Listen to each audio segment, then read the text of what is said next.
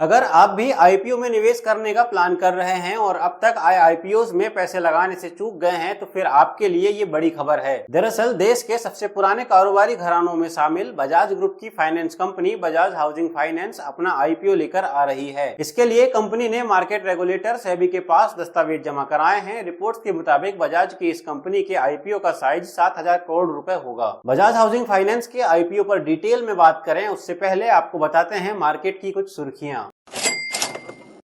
भारतीय reserve bank ने लखनऊ स्थित इंडियन मर्केंटाइल कोऑपरेटिव बैंक पर लगे बैन को अगले 6 महीने के लिए बढ़ा दिया है। केंद्रीय बैंक ने कहा कि सभी बचत खातों या चालू खातों या जमाकर्ता के किसी अन्य खाते में कुल शेष राशि में से अधिकतम 1 लाख रुपए तक की निकासी कर सकते हैं।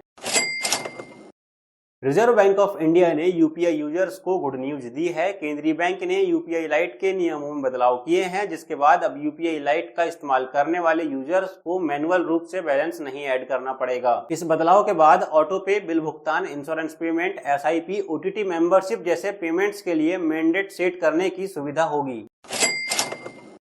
सॉफ्टबैंक के समर्थन वाले स्टार्टअप अनअकैडमी के को-फाउंडर हेमेश सिंह ने चीफ टेक्निकल ऑफिसर के पद से इस्तीफा दे दिया है। खुद हेमेश सिंह ने ही शनिवार को इसकी जानकारी दी। हेमेश सिंह इस एडटेक स्टार्टअप में 9 साल से सीटीओ थे। अब हेमेश कंपनी के एडवाइजरी रोल में आ गए हैं।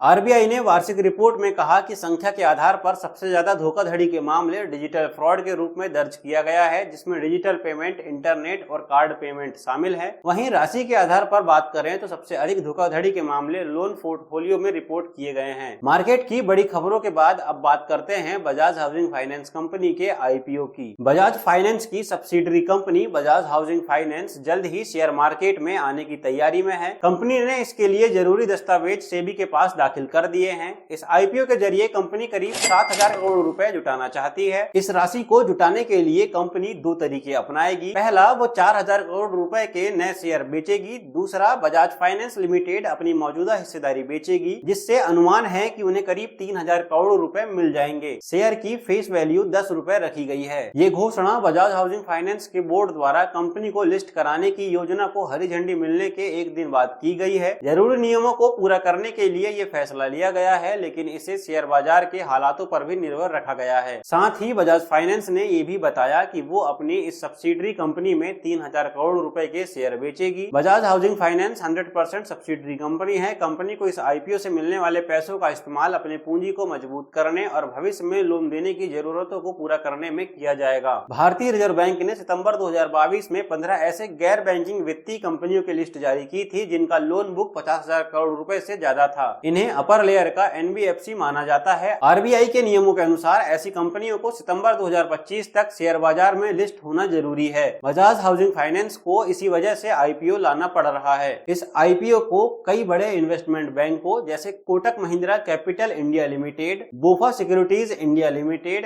एक्सिस कैपिटल लिमिटेड, गोल्डमैन सैक्स India securities private limited, SBI capital markets limited, JM financial limited और आईआईएफएल सिक्योरिटीज लिमिटेड का साथ मिल रहा है। कंपनी का प्रदर्शन भी अच्छा रहा है। वित्त वर्ष 2024 में कंपनी का नेट प्रॉफिट पिछले साल के मुकाबले 38% बढ़कर 1,731 करोड़ रुपए हो गया है। बजाज हाउसिंग फाइनेंस वेतन भोगी और स्वनियोजित ग्राहकों को होम लोन, संपत्ति के एवज में लोन और लीज रेंटल डिस्काउंट जैसे कई तरह के लोन प्रोडक्ट्स ऑफर करती है। साथ ही कंपनी डेवलपर्स को कंस्ट्रक्शन फाइनेंस और इन्वेंट्री फाइनेंस भी मुहैया कराती है। मार्च 31, 2024 तक कंपनी के कुल संपत्ति प्रबंधन में से 57.8% होम लोन का था, जबकि एक साल पहले ये आंकड़ा 61.7% था।